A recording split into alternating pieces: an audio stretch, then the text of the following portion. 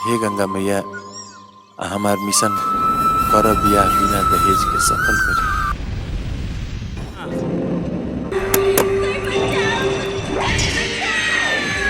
हे भगवान इहे दिन रह गइल बा देखे के। उठी सूती एकर मुंह देखल पाप बाटे। तो जान ल जा 18 वर्ष से कम उम्र में लड़की के शादी और 21 से कम उम्र में लड़का के शादी कईल कानूनन अपराध बा।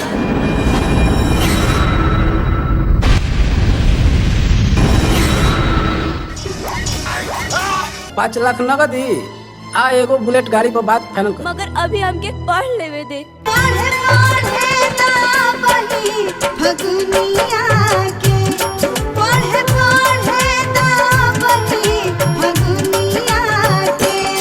थाना पहुंचा हम आवत रही। जब कौनो मैटर बड़ा होला तो इंस्पेक्टर नगीना खुद खड़ा होला।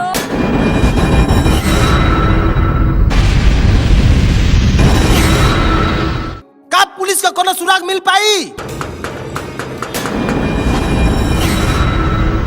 10 लाख रुपया से 1 रुपया कम में अपने लड़का का ब्याह ना करब, समझ लो। कहे बाबू हमर मैया छोड़ब ना रुपया भले दिहे चाहे कितनो लगे। चलो चलो जन कैली जा कोट मारे, चलो चलो जन कैली जा कोट मारे, चलो चलो रुपया ना गिनाई तो दिन ना रखाई हम दुखते बनी। कलंक मिटा दी महादेव। बच्ची तो हम गिरा दे लेकिन ई जान लेही ई बहुत बड़ा पाप होई।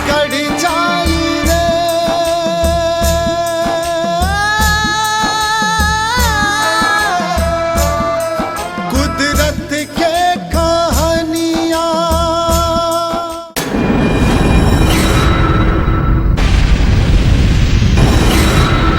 माई माई बचावा माई माई। जिंदाबाद बानी जाए आप लोग।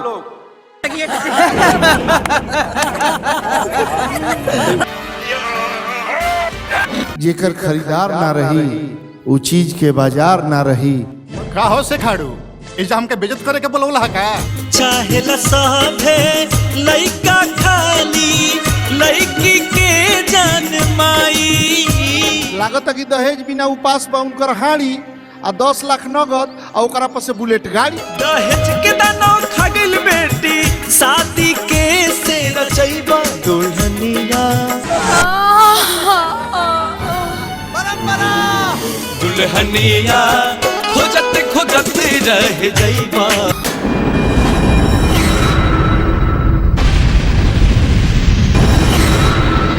अये चाचा एगो भोजपुरी में खिस्सा कहल बा, चूड़ी बनेला दुकान में आ जोड़ी ऊपर आसमान में। हाँ बचो कि हम मछली उछली किने आइल बड़ा जका तो घबरा मत नीतीश बाबू, अब तो आर तमाशा खत्म होखे वाला बा। समाज के भलाई के खातिर नीतीश के एक एगो खून बह जाए। जा बेटा गइला एमे झूठ का बोले के बा। झूठ बोले कौआ काटे आ दहेज मांगे तो कुकुर काटे। कैसे बियाह करी आदेश बिना बाप के खोजतड़े मालू। दहेज लीहे चाप के खोजतड़े मालू। तू नेता हुए। नीतीश बाबू हमारे बात सुनी है ना। ए चाचा घरे लक्ष्मी आइल बाड़ी। लड़का ना लड़की भइल बाटे, चलिए बड़ा जा बधाई गावे टांग उठा के। जब जन्मी ना मोनिया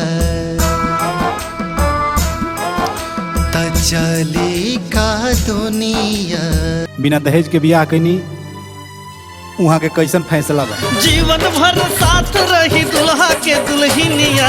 कोई का दहेज लेके अरे भैया कोई का दहेज लेके सोना और चनिया। होई का दहेज लेके सोना और चनिया। होई का दहेज लेके। पहलवान जी समाज के बुराई ना कबो खत्म भइल बा आ ना कबो होई।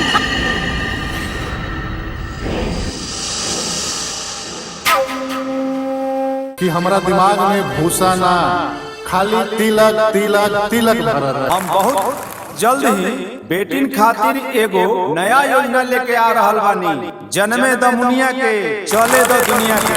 ए मैया तोहर दुनिया के कैसन रिवाज बा। ए मैया तोहर दुनिया के कैसन रिवाज बा।